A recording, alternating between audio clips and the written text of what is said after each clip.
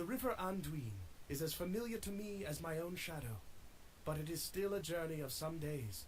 We must stop here for the night. Welcome back, everyone, to Piney Plays the Burglar. And today we have just finished a bit of a journey along the Anduin.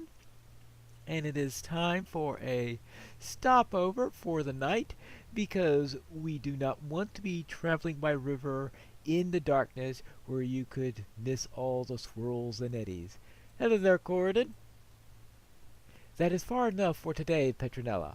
Horn is already seen to the fire, so now we may sup and take some rest before the night watches begin. We will leave in the morning, at first light. It is not good to travel further south on the Anduin at night, unless your need is considerable. The waters become treacherous the nearer you get to Sarn Gebir. All right. Let us rejoin our companions, Petronella. And here we are. Thank you, Corridon. Hello there, Horn.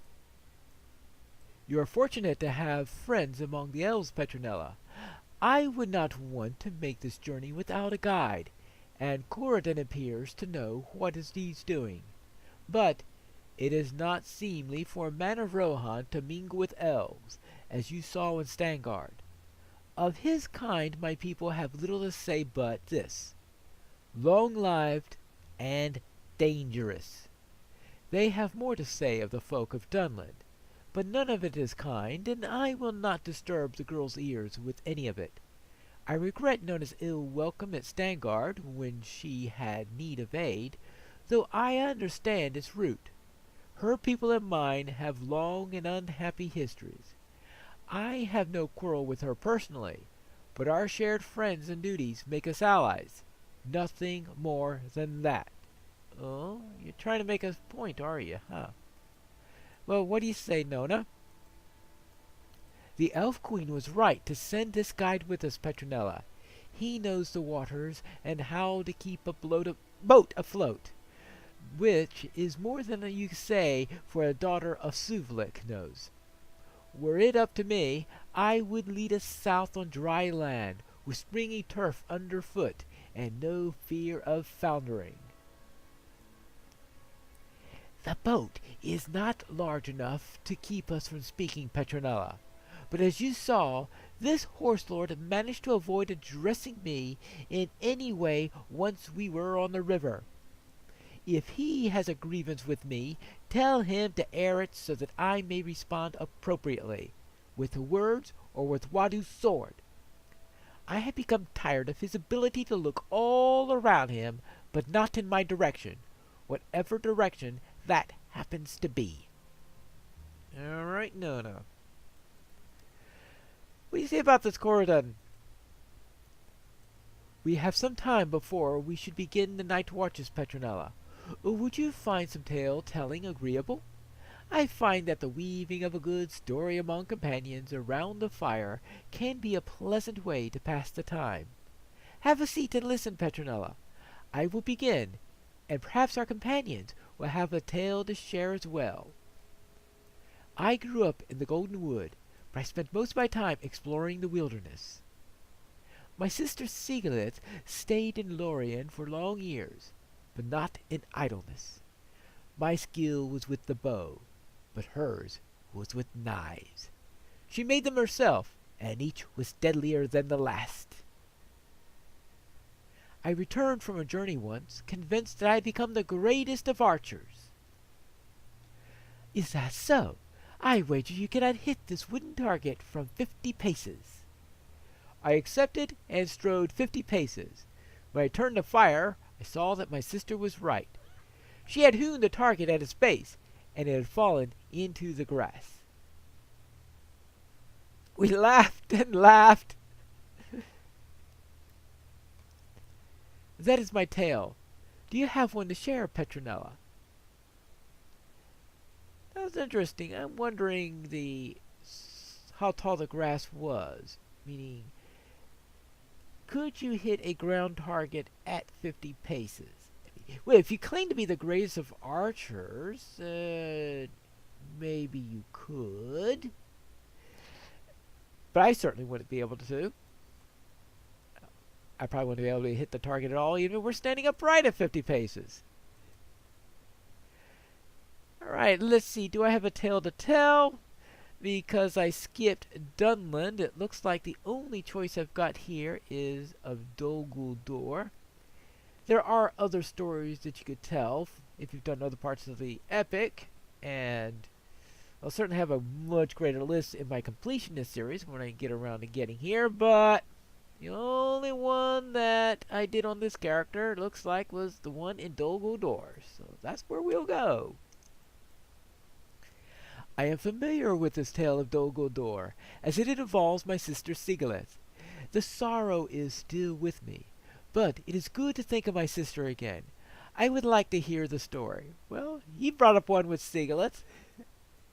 You speak of your role in fighting the evil of Dol Guldur alongside the Golden Horse.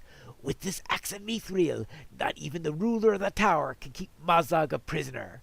You speak of Mazag and the axe Ziegelberg, and of Sigilith's heroic deeds. After you come to the end of your story, yes, after time you come to the end of your story. Yes, Horn. I shall go next. My tale concerns King Fengel of Rohan, the grandfather of Theoden King. It is a sad tale, given the happenings of late, but you may find it interesting. Ooh? King Fengel came to the throne when he was very young, and he ruled for 50 years. Though long, his rule was ill-starred. He was prone to greed and made many enemies. In the last winter of his reign, he was hunting north of the Entwade with a cold afternoon. An elderly woman stumbled into his camp. She was lost and hungry. "A scrap of bread, if you please, my mighty lord. I am lost and cold and hungry." "Who are you, crone, and to beg from the crown? If you seek warm food in your belly, find some churl whose bed lies unwarmed, or find some game to kill it yourself." King Fengel threw his own dagger at her feet and sent her away into the dark night. "Is this the kindness of the horse lords, is it?" Horn did say that Fengel was a foolish king. He did say that, and I say he spoke true, but it does not seem to be an uncommon trait with the horse lords. The king's men were horrified, and they searched for the woman. They found her at dawn, frozen to death at the foot of a boulder, the king's dagger still in her hand. She carved a curse into the face of the stone, along with her name, Wiriende. Ooh. This is what she carved into the stone. "Feckless Fengel, fool I name thee. Grief shall be the get of thy greed. No lord of your line shall long live. Upon thy seat no son shall settle. Kin and kingdom your craving hath killed, until the might of the mark is mended. Wiriende."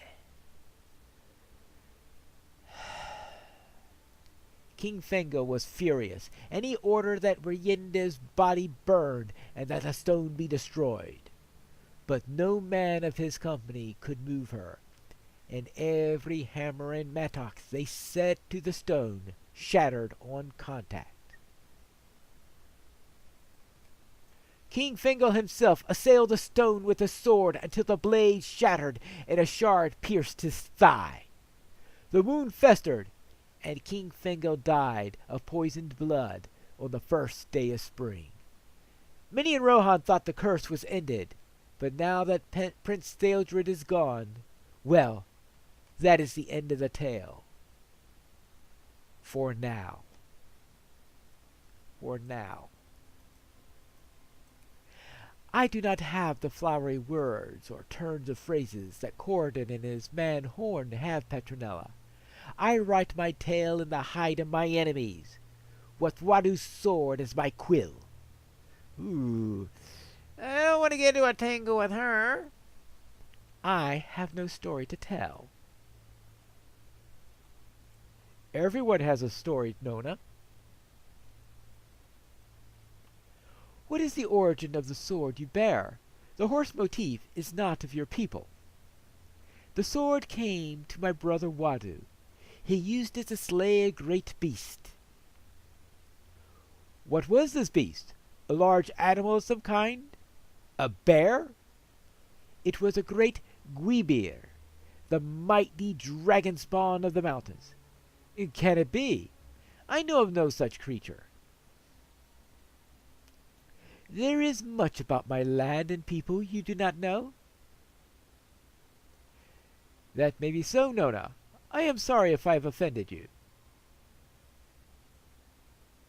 Your brother must have been a great man to defeat such a foe.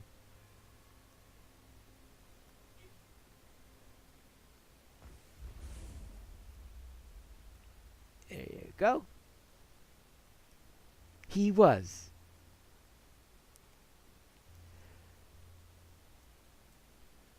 And the part, of course, I missed was doing the epic storyline down in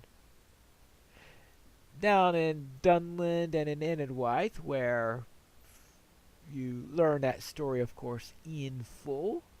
And, of course, about Wadu, who was shot in the back. What do you expect? That's how you kill heroes, right, I guess. You don't face them, you shoot them in the back. I think that is enough tale spelling for one night, Petronella. I will take the first watch, and I will wake you when it is your turn. We will set out again at first light. Yes, set out at first light. Behold, the Argonaut, the pillars of the kings. The pillars of the kings, the Argonauts. Quite an impressive pair up there. And it must have taken a long time in order to do this. But right now, I've been asked to collect some firewood by the company here. But apparently there are some orcs who have some other ideas. So we will have to deal with the orcs first. Or at least deal with one or two of them. Enough so that we can access the firewood.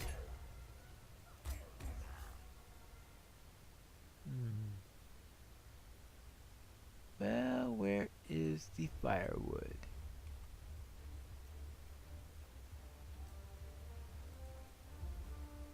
Hey, how about down here? Aha!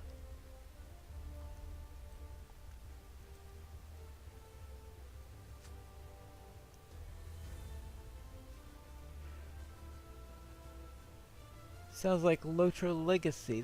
That's a piece I haven't heard in a while because it's not. It used to be used as the title screen for LOTRO. Started out with the release of Rohan and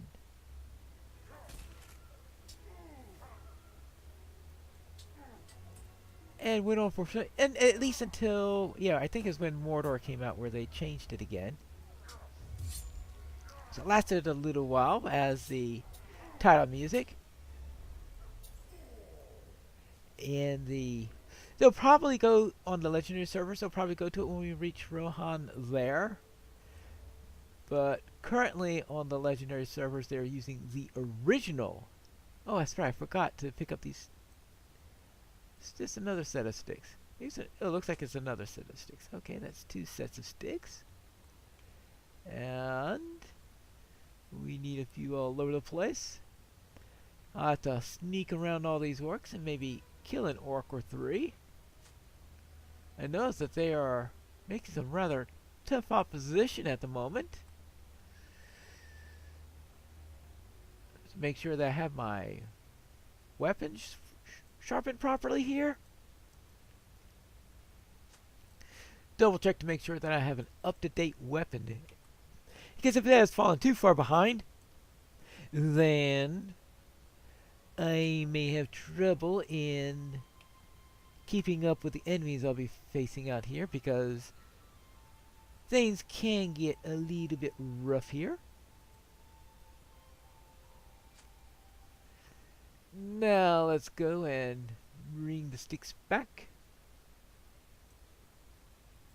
And I can do it quietly, so you can get around these folk. So I don't have to kill every orc in the area. We don't want to startle our friends, right?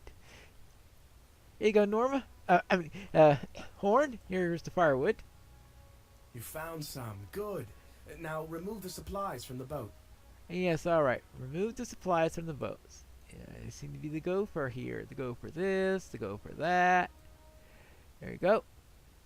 You reach the boat to remove the remaining supplies for apportioning. Let's see. We have quite a number of things. Now I could either have morning coffee. Superior app. Okay, so these are some nice bits of food, which is a nice upgrade to have, I will say, on the food side. Superior apple and cheese pies, and vitality mite, vitality. Well, yeah, the agility food I think is the best bet for me. Ah, okay, that gives. I'll take the agility boost. There are enough supplies for a short stay, and you divide them among the rest of your companions.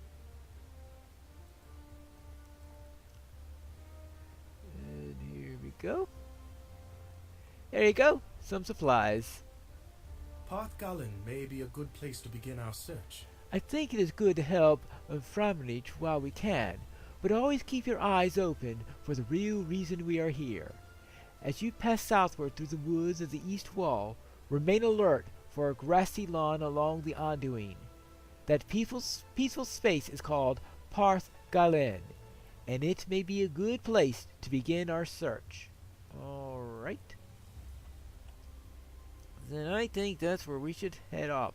To the lawn of Parth Galen. I see that my weapon is a little bit dated. I do have a level 75 dagger and set of tools that have not yet been identified. I better amend that and put some points into it before I can do anything. I wonder if I can find any place to do that at Parth Galen, or if I'll just have to park a milestone there and nip off someplace in order to get that taken care of. I thought it unlikely that I would find a relic master here, so I will be back with it here next time, where we will continue our story. And before the next episode, I will nip over probably to the Shire, get a update to my weapons, and maybe I could more effectively fight these enemies when we return to the next episode of Piney Plays The Burglar.